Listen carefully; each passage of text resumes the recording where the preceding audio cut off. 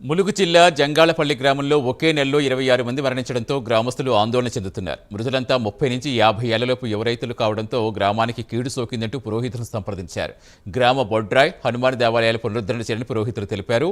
గ్రామంలో వరుస మరణాలు సంభవించిన వైద్య శాఖ అధికారి ఎలాంటి చర్యలు తీసుకోలేదని, మెడికల్ క్యాంప్ నిర్వహించలేదని గ్రామస్తులు ఆగ్రహం వ్యక్తం చేస్తున్నారు.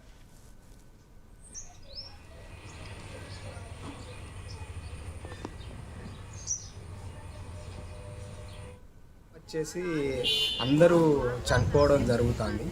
అందులో వచ్చి ఫస్ట్ ఆఫ్ ఆల్ మేము ములుగు పోతే ములుగులో ప్రైవేట్ హాస్పిటల్లో కానీ ఈ హాస్పిటల్లో కానీ అందులో మాకేం చెప్తానంటే అది వచ్చేసి ప్రస్తుతం టైఫాయిడ్ అని చెప్తాను.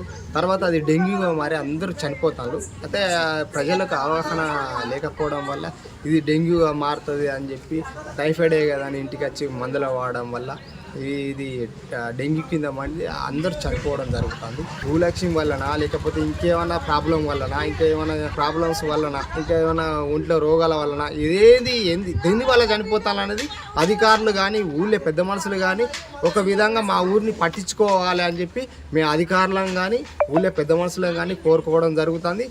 ఇప్పటికే గత నెల రోజుల నుంచి 20 నుంచి 25 మంది చనిపోయారు.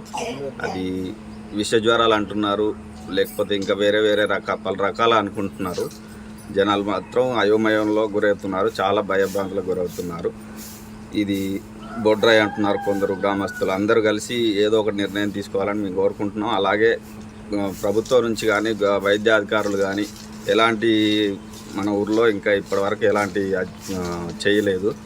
వాళ్ళు కూడా కొంచెం మమ్మల్ని పట్టించుకోవాలని, రాజకీయ నాయకులు కూడా కొంచెం పట్టించుకొని మా గ్రామాన్ని ఈ భయభ్రాంతుల నుంచి మమ్మల్ని దూరం చేయాలని కోరుకుంటున్నాము.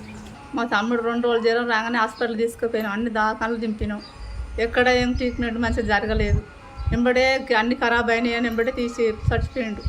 ఒక్కొక్క మనిషి 20-25 రోజులు 25 మంది దాకా చనిపోయింది సార్. ఒక్కరు మమ్మల్ని పట్టించుకుంటారు.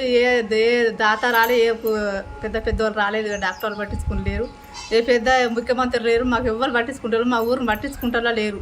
మా ఊళ్ళో కూడా గ్రామాలు పట్టించుకుంటారు లేరు. మా మొక్కను చూసిన వాళ్ళు లేరు. పోతాను, సత్తాను, పారిస్తాను, సపడేకుంటాను. మమ్మల్ని ఎవరు పట్టించుకుంటలేరు సారు. ఎవరన్నా పట్టించుకొని మమ్మల్ని చర్య తీసుకునే వాళ్ళు ఉన్నారా? ఎవరు లేరు.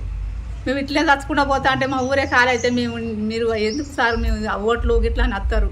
మేము ఎవరికి ఓట్లు వేయాలి? ముఖ్యమంత్రి ఏడి, ఏ సార్ ఏడి, పెద్ద సార్ ఏడి.